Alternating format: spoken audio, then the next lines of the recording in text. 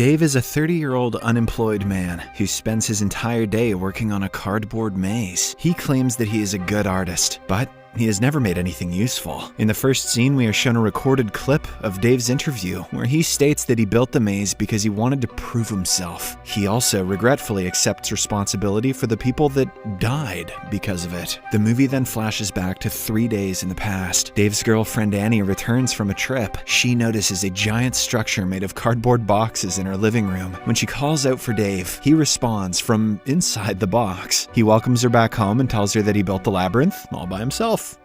You turned on, honey? Annie then excuses herself and goes to take a shower. However, when she returns, she sees that Dave is still in the box. He explains that he has been working on the box all weekend and he has lost his way. Puzzled, Annie reminds him that it's just cardboard and he can easily come out of it by knocking it all over. However, Dave claims that the structure is much bigger from the inside and he doesn't want to tear it down because it took him so long to make it. Annie grows impatient and she proceeds to enter, but Dave forbids her, saying that it's too dangerous. Frustrated, she starts to shake the cardboard boxes. However, this causes the things inside the structure to fall over, and Dave starts screaming, pleading with her to stop. You're gonna make me come? Annie backs down, but she insists on coming in. However, Dave once again forbids her, saying that she will be lost. Looking at the situation, Annie asks how long he has been inside the cardboard, and the latter replies that it's been 3 days. Annie, who has become worried at this point, suggests he break the structure down, but Dave is adamant on finding another way. Hence, left with no options, Annie calls his friend Gordon for help. After a while, Gordon comes over, and Annie explains everything to him. From inside the box, Dave also mentions that no one should come inside yet, as the maze isn't complete. He then explains the beauty of the structure, saying that he started from the center and built outward like a seashell. As Annie and Gordon discuss the situation, the latter mentions that it's very typical of Dave to start something and leave it unfinished. They also wonder where he is defecating inside. Dave overhears the conversation and responds that he actually hasn't eaten in 3 days. Hearing this, Annie gets worried, so Gordon tries to lift the cardboard. But just then, things start to shake violently, as if there is some sort of machine inside the maze. Left with no choice, Gordon decides to seek help from their mutual friend Leonard. However, he ends up calling others too. The others include Harry, the journalist, and his crew, siblings Greg and Bryn, over-enthusiastic Jane, 2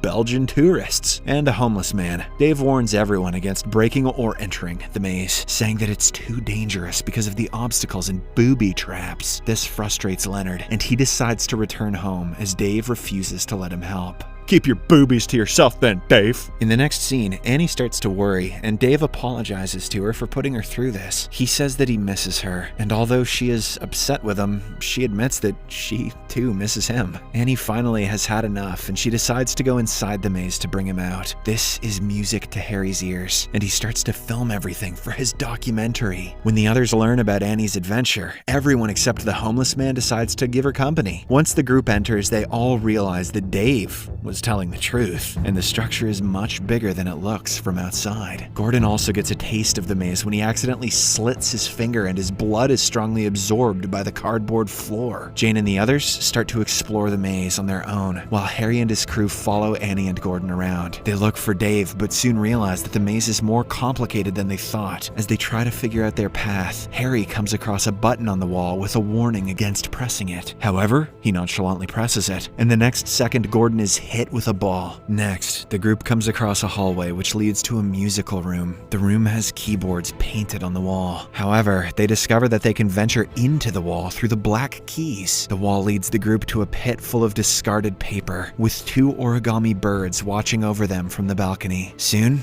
one of the birds lunges at them, sending everyone into panic mode. The door to the room also closes, and Annie starts looking for another way out. She notices a giant face sculpture on the wall and helps everyone escape through its mouth. Annie is shaken by the ordeal, and she struggles to cope with the fact that the origami are alive. Harry tries to film her reaction on camera, but they are soon interrupted by Jane, who comes running into the room. She excitedly tells everyone that she is having fun exploring the maze. But right then, she mistakenly steps on a booby trap. A booby trap. The trap activates, and her head is separated from her body, much to everyone's horror. However, instead of blood, yarn and confetti spills out of Jane's body. Witnessing this, everyone panics and runs out of the room. The scene then cuts to Greg and Bryn playing hide and seek inside the maze by themselves. Unfortunately, in the process, Greg mistakenly activates another booby trap, and he is sandwiched between the wall and a spiked grill, instantly killing him. Shortly after, Bryn notices his dead body, much to her horror. To make matters worse, she is splashed with a strange pink substance. Elsewhere, Annie starts to get upset and complains why Dave built the booby traps. Gordon explains that without the traps, the maze would simply be a series of articulated hallways. Soon, they are joined by a frightened Bryn. She reveals what happened to Greg and takes everyone to the place where he was killed. However, to everyone's astonishment, Greg's body is found missing, and a trail of blood and giant footsteps are leading out of the room. After examining the scene, Gordon deduces that the footsteps belong to a man-eating, half-bull, half-human monster called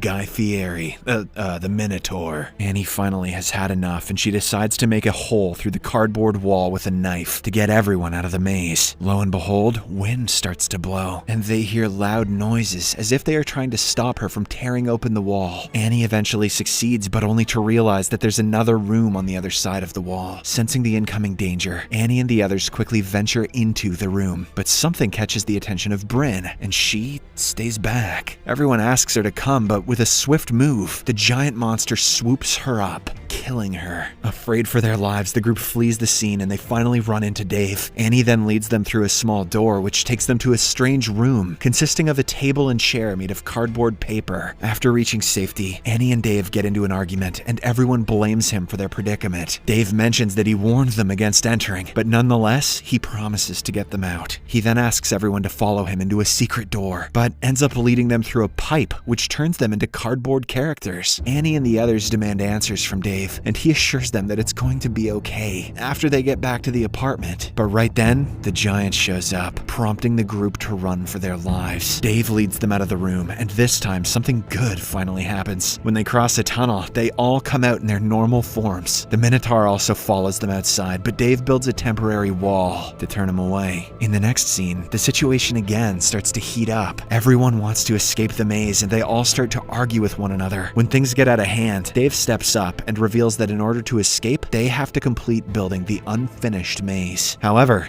Annie refuses to let him continue, and instead orders him to lead them out of the maze. Dave reluctantly agrees, and as they try to find a way out, they come across a strange wall. Surprisingly, Dave notes that he doesn't recall building it. Meanwhile, Leonard returns home, and he too enters the maze. Unfortunately, the first thing he sees is the Minotaur's axe, and Jane's severed head lying on the ground. As he walks away, it's shown that a giant origami insect has clung onto his back. Elsewhere, Dave takes Annie and the others to the entertainment room, where he shows them the old British entertainment. He then takes them to another peculiar room with a strange, enticing opening on the wall. It has a hypnotizing effect, and Annie and the others are drawn towards it. However, Dave warns them to stay away from it. When the others don't listen to him, Dave reveals his hand, which is turned into cardboard after he stuck it into the opening. The group then continues their journey, only to realize that the maze has started to grow by itself. Overwhelmed by the strange incidents, Dave loses it and calls for everyone's help in killing the giant so that he can finish building the maze and finally head home.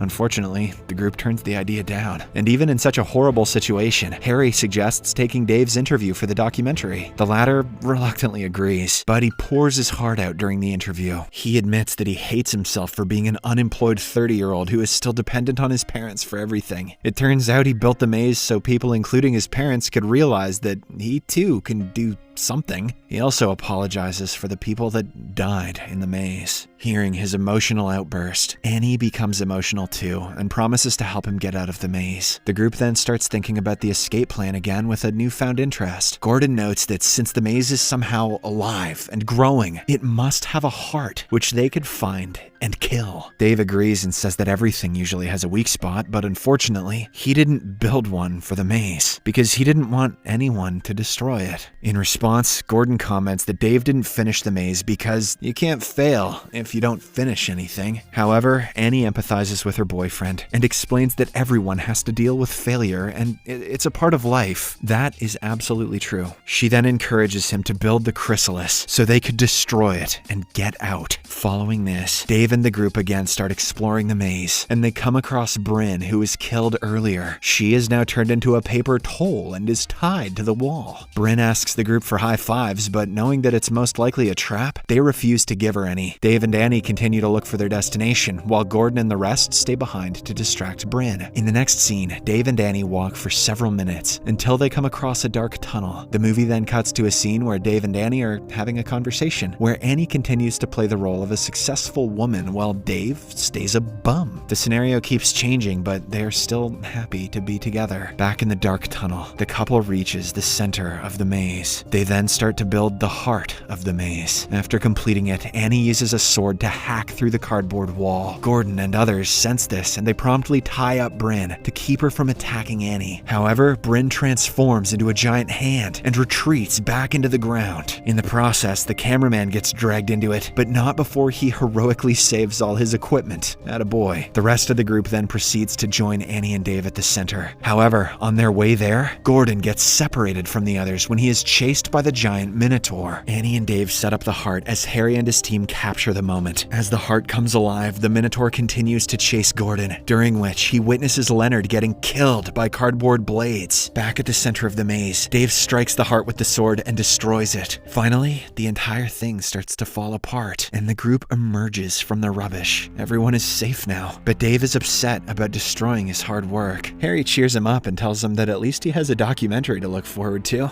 Chin up, your friends died for you, you prick. The group then cleans the mess and dumps the scraps outside. As they leave, the Minotaur emerges from the scrap, along with an origami bird, ready to take revenge on humankind. Subscribe for more videos like this, turn on notifications, and leave a like to help the channel out. Thank you for watching.